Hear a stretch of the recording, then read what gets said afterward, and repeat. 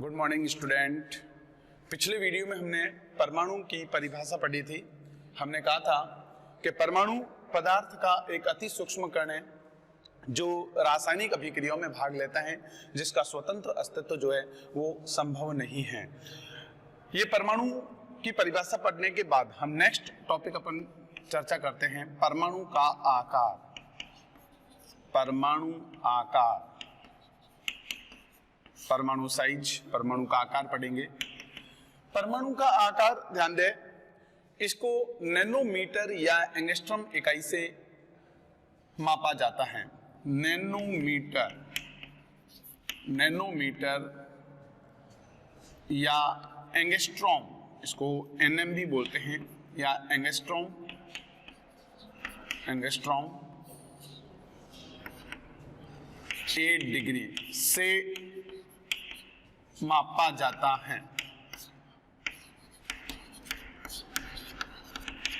परमाणु आकार को नैनोमीटर या एंगस्ट्रॉम इकाई से मापा जाता है। अगर मैं नैनोमीटर की बात करूं तो 1 नैनोमीटर बराबर 10 की घात -9 मीटर होता है, ठीक है ना। जबकि एंगस्ट्रॉम की अगर मैं बात करूं तो ध्यान दें, 1 एंगस्ट्रॉम 8 डिग्री बराबर 10 की घात -10 मीटर, ठीक है ना, होता है।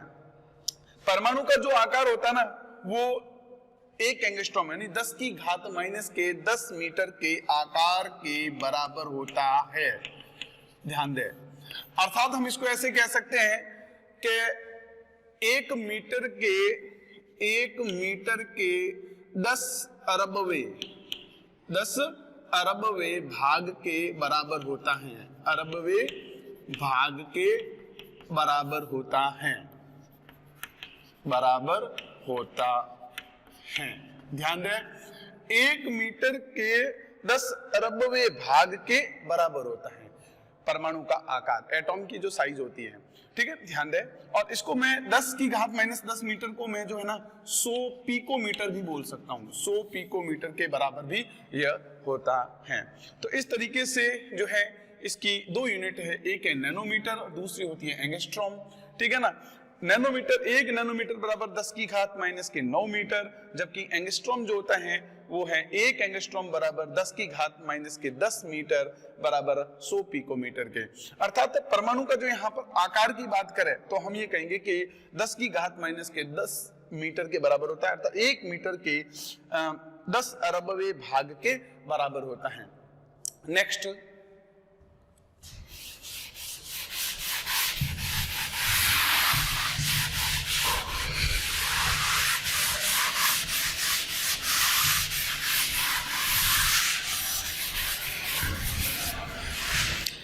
नेक्स्ट है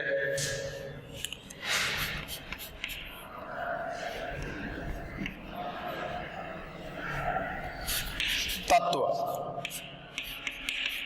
एलिमेंट। तत्व की परिभाषा, वे पदार्थ जो एक ही परमाणुओं से मिलकर बने होते हैं, अर्थात एक ही परमाणुओं से मिलकर बने, एक ही परमाणुओं से मिलकर बने पदार्थ तत्व कहलाते हैं। तत्व कहलाते हैं। एक ही परमाणुओं से मिलकर बने पदार्थ तत्व कहलाते हैं, एलिमेंट कहलाते हैं। जैसे मैं ऑक्सीजन की बात करूं तो ऑक्सीजन, इसमें एक ही परमाणु और एक ही तत्व है, ठीक है ना। ध्यान दें, ये ऑक्सीजन का है, ऑक्सीजन, ठीक है, ऑक्सीजन का परमाणु और ऑक्सीजन का ये तत्व है। इसी प्रकार सिंगल परमाणु है, इसलिए सिंगल तत्व के रूप में इसको तत्व बोल सकते हैं। इसी प्रकार अगर मैं बात करूं हाइड्रोजन की तो आप देख लें, हाइड्रोजन, हाइड्रोजन, ठीक है। ये तो इसका मतलब तत्व जो है वो एक ही परमाणु से मिलकर बने पदार्थ होते हैं, इसको अपन तत्व बोलते हैं। नेक्स्ट टॉपिक है अणु। अणु, मॉलिक्यूल्स, अणु को बोलते हैं मॉलिक्यूल्स। मॉलिक्यूल्स। अणु दो या दो से अधिक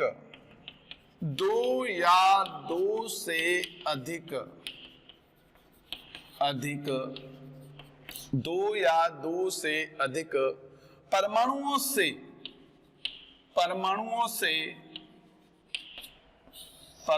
से मिलकर बने पदार्थ जो है वो अणु कहलाते हैं। ध्यान दें, अणु कहलाते हैं।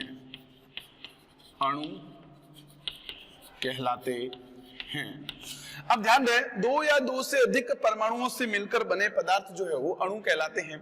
अब ये परमाणु समान हो सकते हैं और भिन्न भिन्न भी हो सकते हैं। जैसे अगर मैं समान परमाणुओं की बात करूं तो आप देख ले, ऑक्सीजन प्लस ऑक्सीजन जो है यहाँ पर O2 का एक अणु बनता है, ठीक है ना। यानी इस O2 गैस के एक अणु में कुल परमाणुओं की संख्या कितनी है? 2 है। इसी प्रकार अगर मैं ऑक्सीजन के अगर 3 परमाणु ले लूं समान, तो ऐसी स्थिति में आप देख लो ओजोन गैस का एक अणु बनता है, ठीक है ना। यहाँ पर एक है, तो इस तरीके से यह ओजोन गैस का एक अणु है, यानी समान परमाणु है।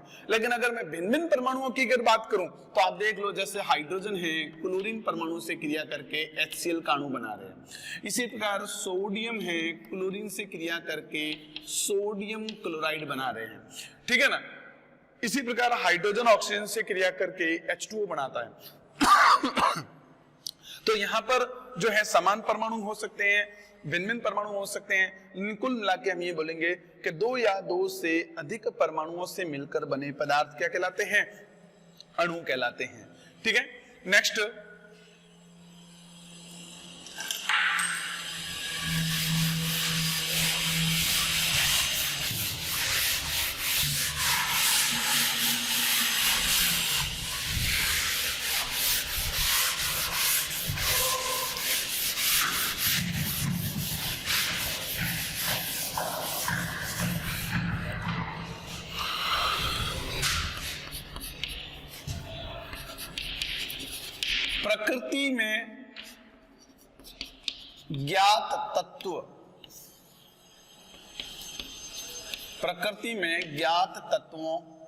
प्रकृति में ज्ञात तत्वों की अगर संख्या की बात करें तो 118 तत्व ज्ञात हो चुके हैं, जिन्हें हम आधुनिक आवर्त सारणी में जो है रखते हैं, ठीक है ना।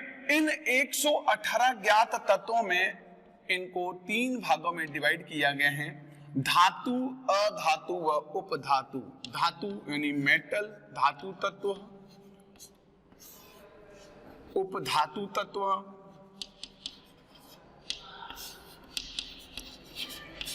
और अधातु तत्व।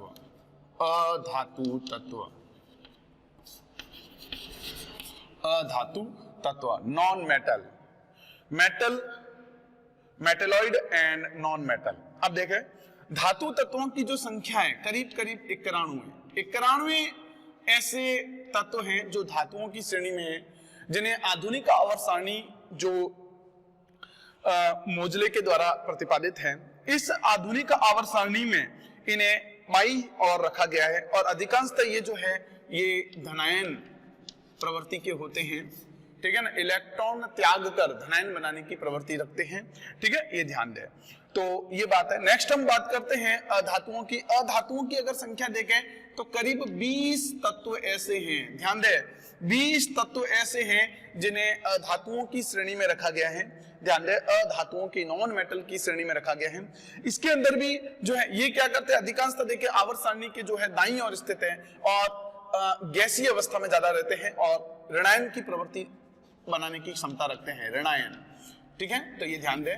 नेक्स्ट हम बात करते हैं उपधातुओं की। उपधातु, धातु और अधातुओं को पृथक करने के लिए एक सीढ़ी नुमा जो रेखा होती है, ठीक है ना, उसी से विभेद है और वो होते हैं अब उपधातु, जिसमें करीब 7 तत्व रखे गए हैं। 7 तत्व आते हैं, 7 एलिमेंट है, ध्यान दें। और ये होते हैं उपधातु, जिसमें धातु और अधातुओं के दोनों के गुण इसमें समाहित है, ठीक है, दोनों के गुण हैं इसमें। और आवर्त सारणी में भी जो कि स्पष्ट रूप में दे रखा है मोजले की आवर्त सारणी में, जिसमें धातु और अधातुओं को इनके द्वारा ही पृथक किया जाता है, इनकी सीमा रेखा से इनको जो है विभाजित किया जाता है धातु और अधातुओं को, जिसमें आवर्त सारणी के बाईं तरफ जो है धातु है और दाईं तरफ जो आते हैं वो क्या है, अधातु है। तो ये जो है प्रकृति में ज्ञात तत्वों के बारे में। नेक्स्ट हम बात करते हैं, अपना नेक्स्ट टॉपिक है वो है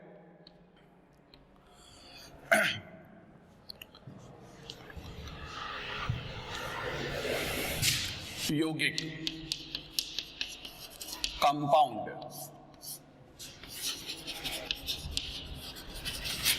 कंपाउंड यौगिक, दो या दो से अधिक तत्व निश्चित अनुपात में रासायनिक संयोग करके, ध्यान दें, दो या दो से अधिक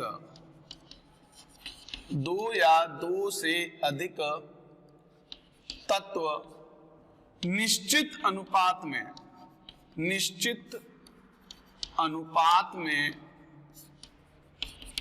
रासायनिक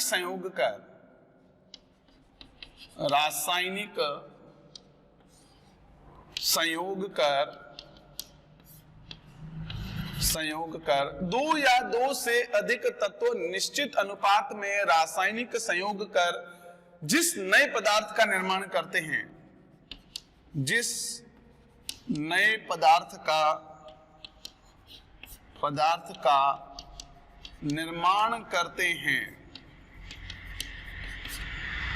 यौगिक कहलाता है। ध्यान दें, उसको अपन क्या कहते हैं, यौगिक कहलाता है, उसको यौगिक कहते हैं। ध्यान देना, कंपाउंड कहते हैं। जैसे मैं आपको बता दूं, हाइड्रोजन जब ऑक्सीजन से क्रिया करता है, हाइड्रोजन और ऑक्सीजन की जब क्रिया होती है तो H2O का निर्माण होता है, जल का निर्माण होता है। आप इस अभिक्रिया को संतुलित करना सीखे। यहाँ हाइड्रोजन के 2 परमाणु हैं, यहाँ हाइड्रोजन के 2 परमाणु हैं, ठीक है। ऑक्सीजन के यहाँ 2 परमाणु, यहाँ 1 परमाणु है, तो इसलिए इसके आगे आप 2 लगाओगे तब ऑक्सीजन के परमाणु आपके संतुलित हो जाएंगे। परंतु हाइड्रोजन के परमाणु देखो यहाँ 4 हो गए, तो यहाँ 2 है, इसलिए इसके आगे क्या कर दोगे, 2। तो क्रिया कारक और उत्पाद दोनों और तत्वों के परमाणुओं की संख्या रासायनिक समीकरण के संतुलन में बराबर होनी चाहिए, ठीक है। तो आप देख लें, अब बनने वाला जो यौगिक होगा, इस यौगिक के जो गुण हैं वो हमेशा इनके अवयवी घटकों से, इनके जो अवयवी जो घटक होते हैं, तत्व होते हैं, इनसे या अणु होते हैं, इनसे क्या है, बिल्कुल भिन्न होता है, ठीक है ना। तो ये ध्यान दें, यानी इस यौगिक के गुण सदैव क्या होते हैं, उनके अवयवी घटकों से भिन्न होते हैं, ठीक है। तो नेक्स्ट कल के वीडियो लेंगे।